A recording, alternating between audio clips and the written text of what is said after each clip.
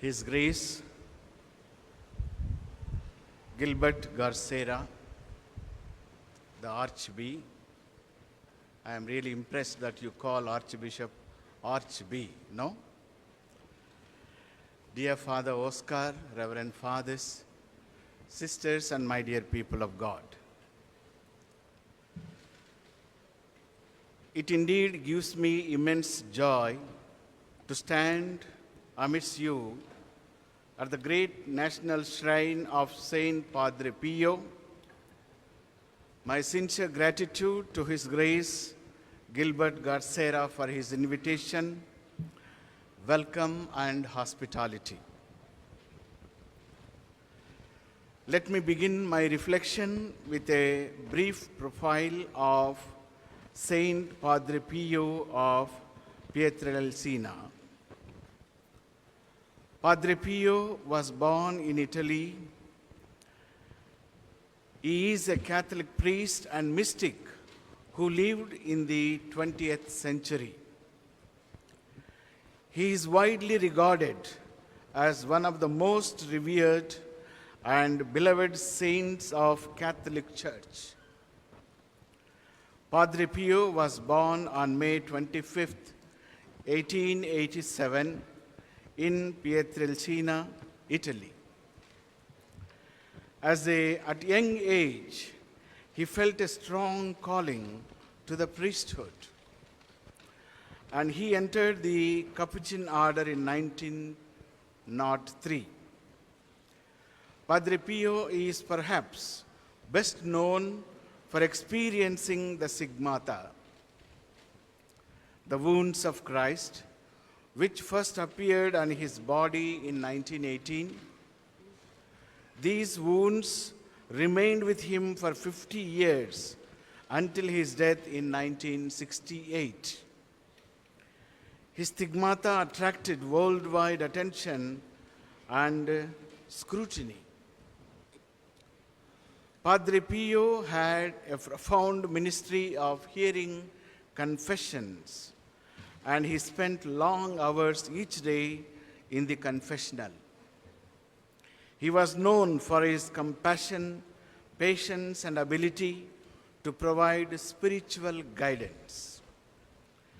Numerous miracles and healings were attributed to Padre Pio during his lifetime. I am very happy to hear from the Archbishop Garcera that many healings have taken place here, and there are huge queue to go for confessions.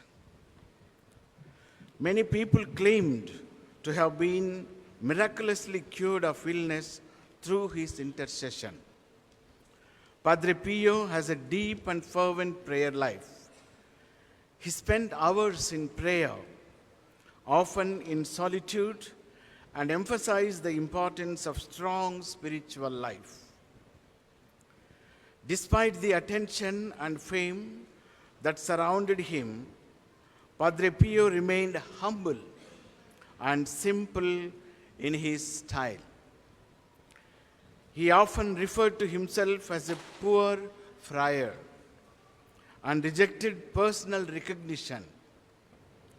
Padre Pio was canonized as a saint by Pope John Paul II on June 16, 2002, in recognition for his holiness and the impact of his life on the faithful.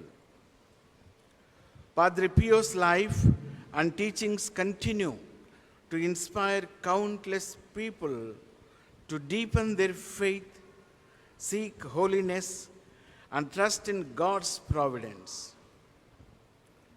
His emptiness on prayer and his emphasis on the prayer, humility, and selfless service resonates with many Christians.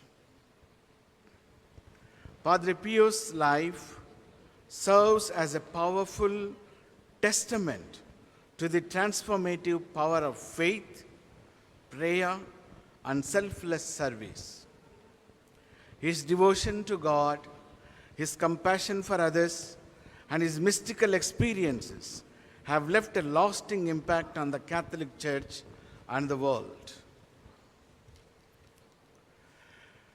Let us contemplate for a while on the readings of today.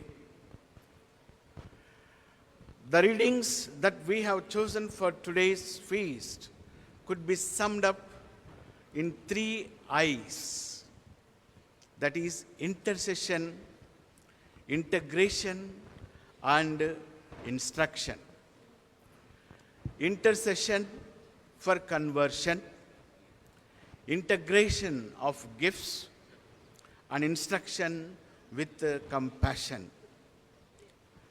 The first reading marks a significant episode in the biblical narrative where Moses intercedes on behalf of the Israelites before God.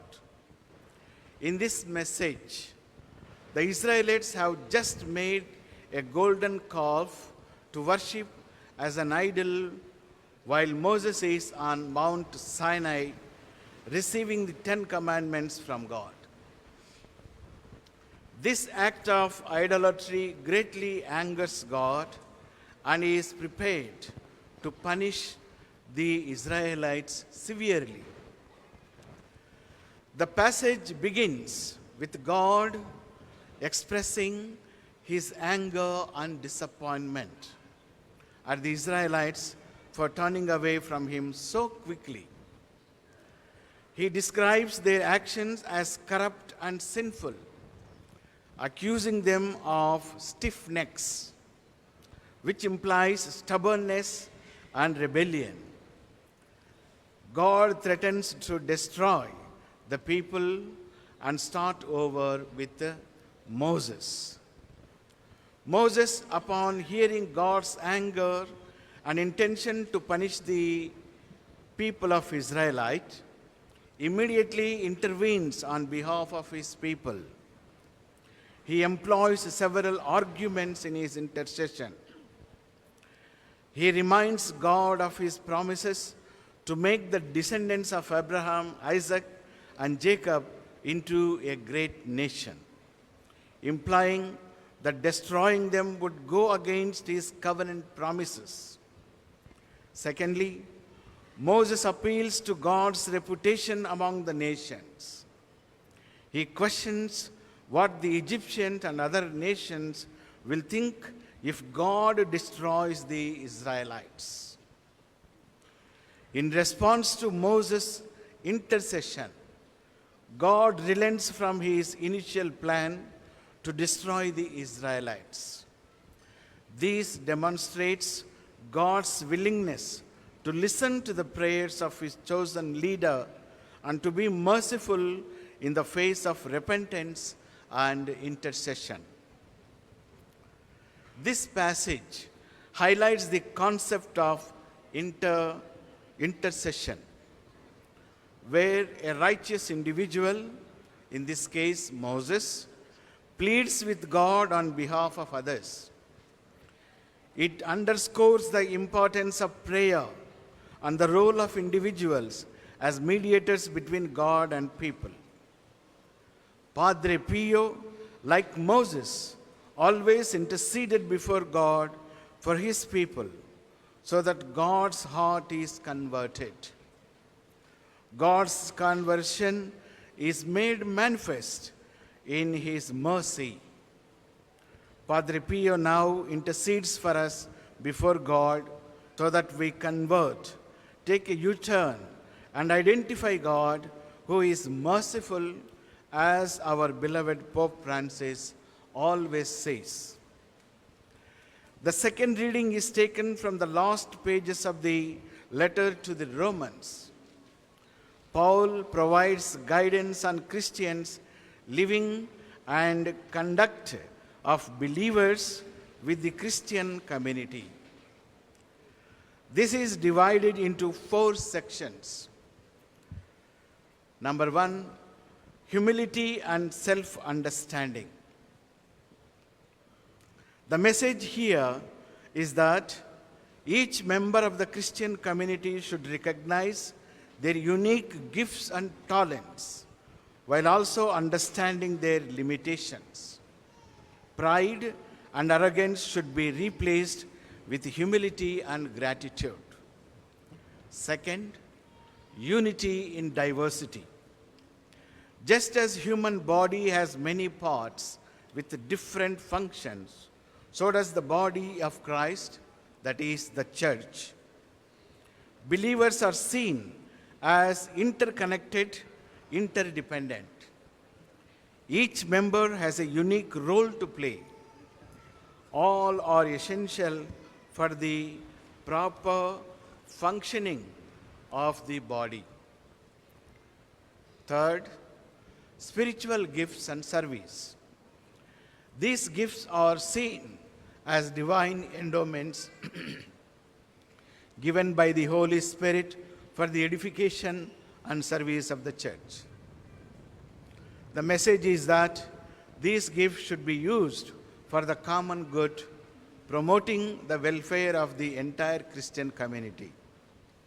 The fourth, sincere love and virtues. Believers are encouraged to love one another genuinely, to be fervent in spirit, to serve the Lord with zeal, to be patient in affliction, and to practice hospitality. What is underlined in this reading is integration of gifts. Integration happens through reconciliation. When we reconcile with each other in communities, we are able to integrate our gifts and love for others. Padre Pio was a person who integrated his gifts with the community in order that the people may benefit from his presence. The gospel reading provides insight into Jesus' ministry and his compassion for the people he encountered. In verse 35, we see a picture of Jesus' deep compassion for the crowds he encountered during his ministry.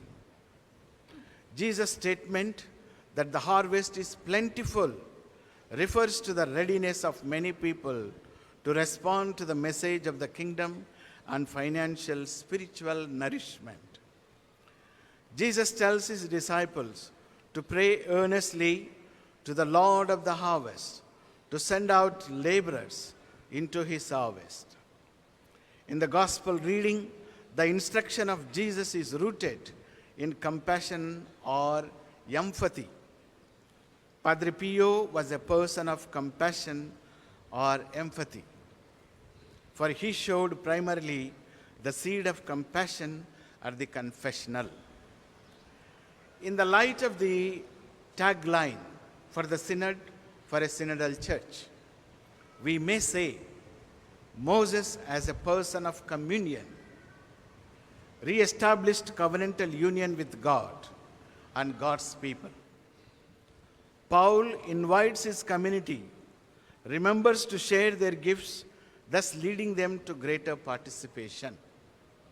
Jesus' mission was replete with compassion. What are the lessons that we learn from this great saint, my dear brothers and sisters, today? Number one, align your goal with God's purpose. Each of us has a goal in life, but we need to align it with God's purpose.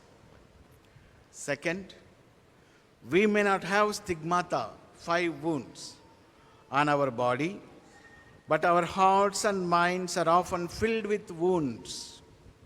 The wounds remind us that God continues to love us. And finally, begin small. As individual, family, basic ecclesial community, parish, deanery, archdiocese, and society. May Saint Padre Pio continue to inspire us and intercede for us. May God bless you all and wish you all very happy 55th anniversary of Padre Pio at this national shrine. Amen.